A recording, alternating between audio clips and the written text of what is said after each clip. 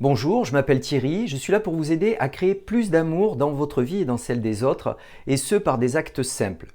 Aujourd'hui, je vous propose le défi numéro 5. Vous allez voir que ce défi est tiré d'une expérience que j'ai eue hier, dont je vais vous parler tout de suite. Alors, vous le savez certainement, quand on va à des soirées, quand on va à une réunion, un repas entre amis, il y a des personnes avec qui on peut avoir une affinité, qu'on a envie de mieux connaître, et on ne le fait pas forcément parce que peut-être proposer de la rencontrer à nouveau, c'est pas forcément quelque chose qui est facile à faire, mais en tout cas, il y a parfois des moments comme ça. Et là, c'est ce qui s'est passé avec une personne qui s'appelle Hélène et que j'ai rencontrée à 2 reprises. Une première fois dans un événement où on a discuté un petit peu et je l'ai trouvée intéressante. Et puis une deuxième fois, un anniversaire où là aussi on a discuté peut-être un quart d'heure et je me suis dit tiens, elle est infirmière, ce qu'elle m'a dit ça m'intéresse par rapport à mes centres d'intérêt et donc je me suis dit ça serait bien de continuer à se voir ou en tout cas à communiquer. Et il se trouve que, vous le savez peut-être, même certainement, que parfois ça reste lettre morte, c'est-à-dire que c'est pas suivi d'effet. Et bien là, avec le confinement, j'ai eu envie de l'appeler, c'est ce que j'ai fait hier matin, et de l'appeler pour justement discuter tranquillement. Je lui ai dit ce que j'appréciais chez elle. Bon, je vous avais parlé du défi des compliments aussi, des mots cadeaux. Et puis, en discutant, elle m'a parlé de son métier d'infirmière, elle m'a parlé de ses expériences, et elle m'a parlé aussi de quelque chose qui, moi, me tient énormément à cœur, c'est la fin de vie et l'accompagnement en fin de vie.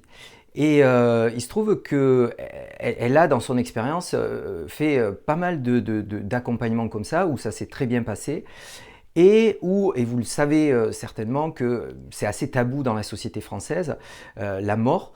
Et en fait, je lui ai parlé aussi d'une expérience moi, que j'avais eue. J'ai accompagné intuitivement, en fait, il y a assez longtemps, ça devait être en 96, 98, j'ai accompagné un collègue de travail qui s'appelle Guillaume et qui perdait sa femme du sida et qui était dans un endroit qui s'appelle la Maison à Gardanne. Et donc on a parlé de cet accompagnement de fin de vie et c'était très riche et très profond. Et je te remercie vraiment Hélène de ce partage qu'on a fait parce que pour moi c'était un moment...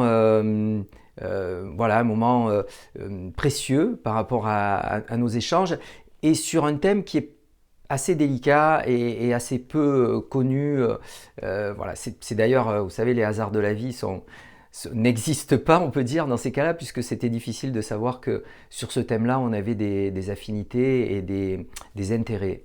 Voilà, donc le défi que je vous propose, c'est de profiter de ce temps, mais même en dehors du confinement, pour faire plus connaissance avec des personnes pour lesquelles vous avez eu une affinité, mais avec lesquelles vous n'avez pas pu développer cette relation. Donc n'hésitez pas à les appeler, à passer du temps avec elles, à peut-être commencer par ce que vous avez apprécié chez elles, parce que c'est aussi une ouverture de cœur que vous faites, et du coup, d'entamer cette communication. Là, pour le coup, avec Hélène, elle a dû durer 3/4 d'heure, 1 heure, cette communication, mais ça a été très très riche, comme je vous disais.